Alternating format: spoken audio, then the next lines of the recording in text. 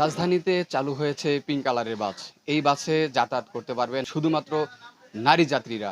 এই বাসের হেল্পার থেকে শুরু করে ড্রাইভার এবং যারা কর্তৃপক্ষ যারা রয়েছেন সবাই নারী কর্মী এবং যারা নারী মূলত নারীদেরকেই সার্ভিস দিবে এই পিঙ্ক কালারের বাস। আজকে সকাল 10টায় এই উদ্বোধনী বাস শুরু হয়েছে। আমরা এই মুহূর্তে সেই পিঙ্ক কালারের বাসের ভেতর থেকে দেখানোর চেষ্টা করছি। নারীদের জন্য নিরাপদ স্বাচ্ছন্দ্যপূর্ণ যাতায়াত নিশ্চিত করতে ঢাকা, চট্টগ্রাম, বগুড়া বিশেষ মহিলা বাস সার্ভিস চালু করা হয়েছে। রাজধানীর তেজগাঁওয়ে বিআরটিসি ঢাকা ট্রাক ডিপো প্রাঙ্গণে এ সেবার উদ্বোধন করেন সড়ক পরিবহন মন্ত্রী শেখ রবিউল আলম। বিশেষ এই বাস সার্ভিস নারী চালক ও নারী কন্ডাক্টরদের মাধ্যমেই পরিচালিত হচ্ছে। তবে গাড়ির ড্রাইভার যারা রয়েছেন তারা দাবি করছেন পুরুষ ড্রাইভার যারা রয়েছে তারা 20 থেকে 30 বছরের অভিজ্ঞতা নিয়ে গাড়ি চালিয়ে থাকেন। অন্যদিকে আমরা অল্প কয়েকদিনে মেধা শ্রম প্রশিক্ষণ দিয়ে রাস্তায় নামছি, সুতরাং তাদের চেয়ে আমরা বেশি ভালো সেবা দিতে পারবো।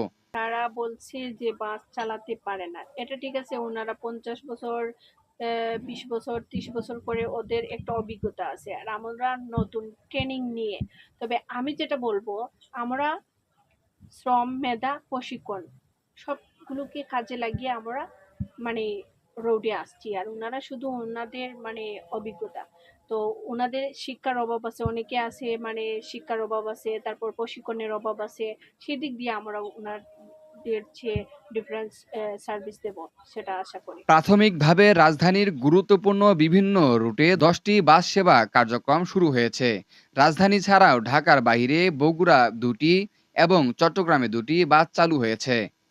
নারীদের জন্য আলাদা যাতায়াতের ব্যবস্থা করায় সরকারকে সাধুবাদ জানিয়েছেন সাধারণ যাত্রীরা।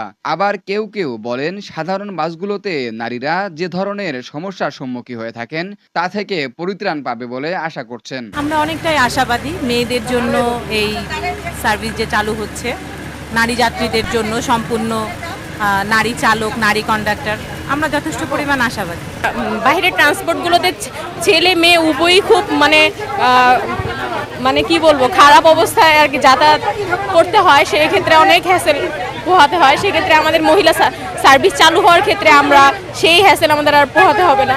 যাত্রীদের চাহিদা ও প্রয়োজন বিবেচনায় ভবিষ্যতে এই বাস সেবার আওতায় আরো সংখ্যা বাড়াতে পারে বলে জানিয়েছেন বিআরটিসি কর্তৃপক্ষ।